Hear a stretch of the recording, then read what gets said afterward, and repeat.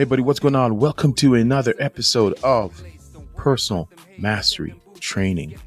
Like the name says, if it's your first time listening, it's exactly that. How do we train the 3 pound mass, the beautiful, electron filled, amazing, creative storehouse of brilliance that lies between our ears? How do we master that? It's so powerful. But like your cell phone, your smartphone, we only use it for a few things, while the potential is unlimited. The reason why we enjoy the things we do today, the technology advancement in any area, is due to someone utilizing as much as they can. And even at that level, they're still untapped. There's still so much more. But how do we master it? For simple things in our lives: happiness, contentment, better relationships, just better day-to-day life. So that's what this is about, personal mastery. Because when you can master the inner game, forget about outside. The enemy outside is nothing compared to the critic and the jury that you have to face inside 24/7, 365. So we must learn to master it, because that's a real deal. So I do a masterclass. Today's a strategy session where I speak about ideas, topics. I want to nudge you. I want to nudge you. And man, I would love it if you would grab yourself a journal, take what I said today, dissect it, chop it up, spin it in your own way, because I'm just starting. I'm sparking the thought. I'm not the owner of all thought, obviously. But what I want to do is to get you to think about epiphanies, lessons that you've learned, because I don't believe in getting through challenges or through life. I want to get from it. There's so many lessons that I need to learn from that challenge to help me to get through the next one coming. And trust me, the next one's coming. So that's what this is about. The second one I do is a masterclass where I speak to guests, authors, influencers, athletes who are in the game currently. I'm not going to talk about to those ones who are talking about it. I'm talking about those who are being about it in the arena, not the cheap seats. And they're getting battered, bruised, falling 7, getting up 8. And I want to find out from them, what did it take to do that? And I want you to do the same. Dissect it.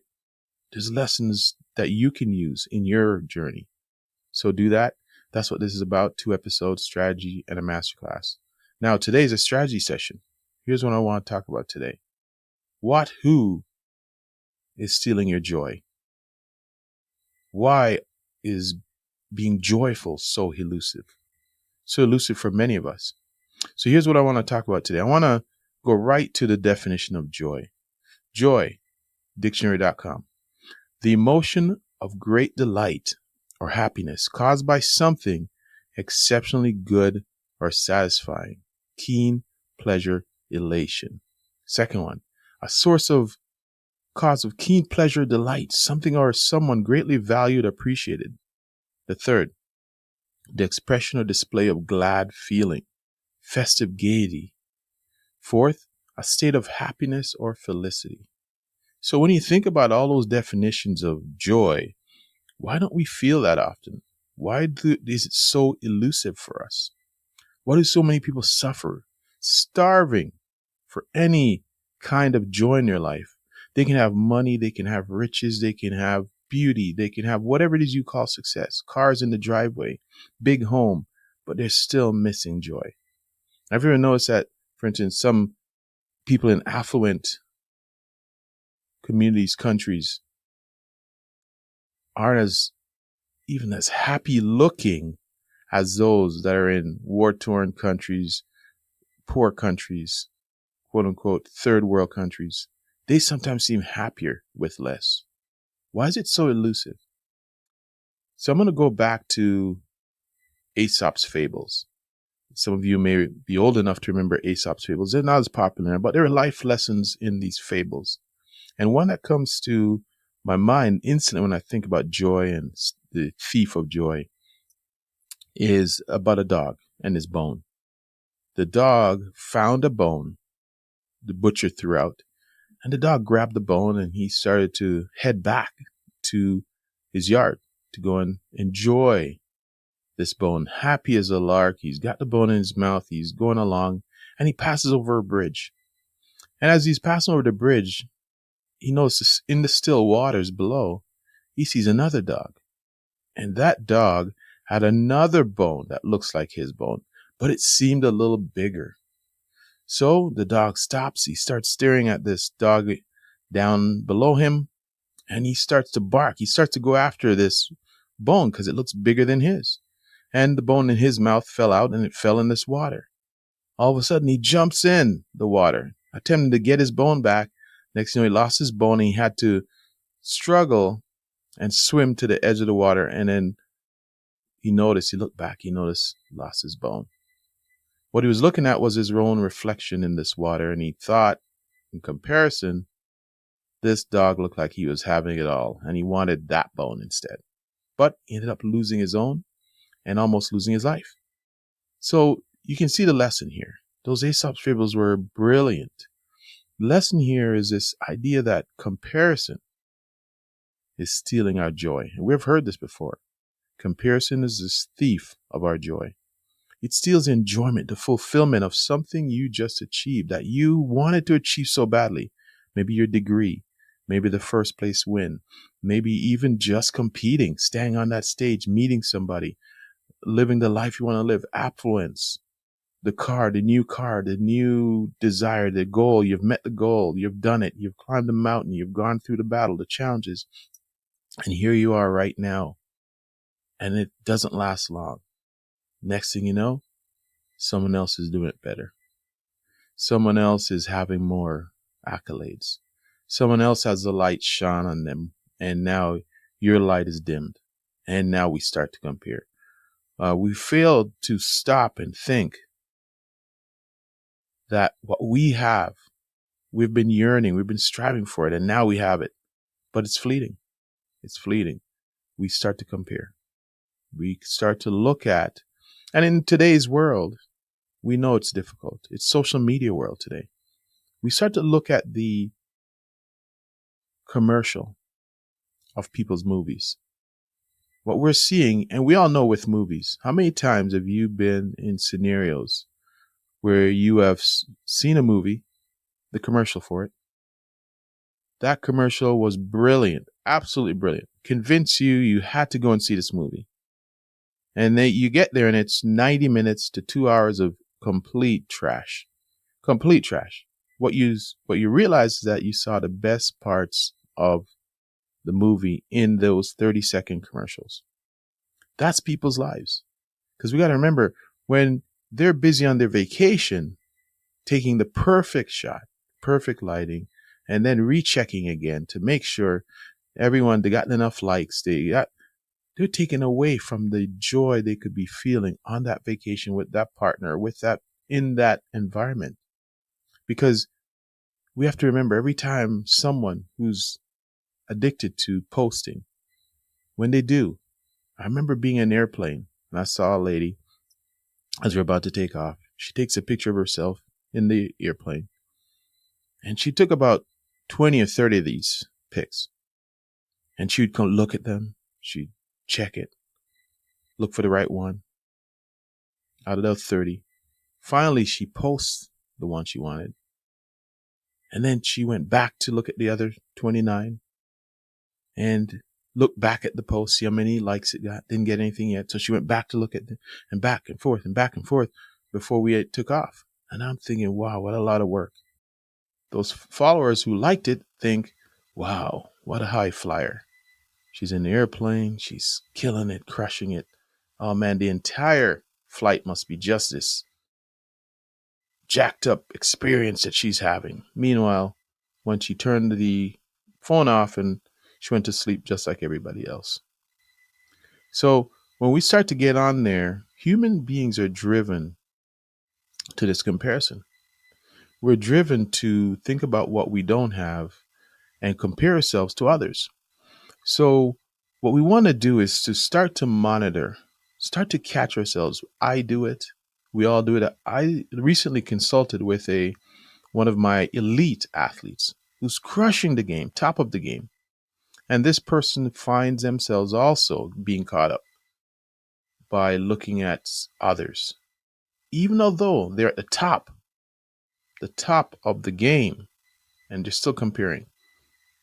So it's just a natural, inherent, inborn trait in us to look at what everyone else is doing, to compare, because familiarity breeds contempt. Something I'm always saying. When you get familiar with me, you don't see my goodness. Still, some of the people around you who know you from childhood, they think they know you. They know the old you, the act you used to put on. They're still holding you to that old person because they're familiar with you. They don't see your brilliance. Well, we do the same thing. We do the same thing with ourselves. We don't see our brilliance. We tend to look at everybody else. They're bigger, they're skinnier, whatever it is your desire is. They're more muscular, they're more this, more cut, more, you name it. We just beat ourselves up and we continue to do that. So it becomes this comparison where it's stealing the joy that you want to feel, the fulfillment you want to feel for accomplishing this goal, for getting through. You don't see it anymore. You don't appreciate it. So, what's the remedy for this? Here's my remedy. Knowing I'm human, what I do is when I'm on social media or anywhere else, mostly social media, I give myself a time limit. And the minute I start to hold counsel and my judgmental jury comes out, or comparison, or critic, I shut it down. I shut it down because it's not, I realize soon enough that the judgment is not about the person that I'm looking at. It's about me. There's a inadequacy that I'm starting to rear its ugly head. It's starting to rear its ugly head. And it's like a fire. The more you feed it, the bigger it gets. So I cut it off. I extinguish it. I get off. I realize at that point, social media is controlling me and I'm not controlling it. There's nothing wrong with social media. I see a lot of people getting off social media. Oh, it's the devil. It's not. Social media is social media. It's up to us to control the inner game. And if you really can't control it, then I admit, get off. But at some point, you're going to have to face that confrontation, face the challenge. So I keep it. I don't blame social media. I look at myself. Can I control my inner game? And that's what I do. So I put myself on a time limit because I know I'm human. I know I'm a work in progress. So once the inner critic comes out, I start to compare, I start to judge, start to inner chatter, I shut it down. Give myself a break, step away, give myself some distance. So that's what I advise you. Be aware. I want you to journal on that. How is comparison stealing your joy? How are you allowing it to go down that rabbit hole, that slippery slope? And now you look around, you have all the goodness. Do you know that if you're affluent, you're 1%? And I'm saying North Americans are affluent. There's 7.8 billion people in this world. I was doing the math on this. And when you think about North America, Canada, USA, Europe, you name it, there's only a few hundred millions compared to the 7.8 billion. Even if we were 800 million affluent, there's 7 billion people who are struggling. So just think about it. You are the 1%. If you're listening to this, if you're able, that means you have a cell phone. That means you have connection. That means you have the time to listen to this. Then you're 1%. So let's stop allowing comparison to steal our joy. Start to cut it off at the pass. Do whatever you have to do to stop it. Stop the insanity. Stop the slippery slope, sliding down. It gets you nowhere. It's almost like drinking poison, wishing someone else would die. So that's your personal mastery strategy session. Take it away, dissect it, chop it up. Give me some feedback on this. If you like what you heard and you know someone who's struggling with finding joy, let's share it.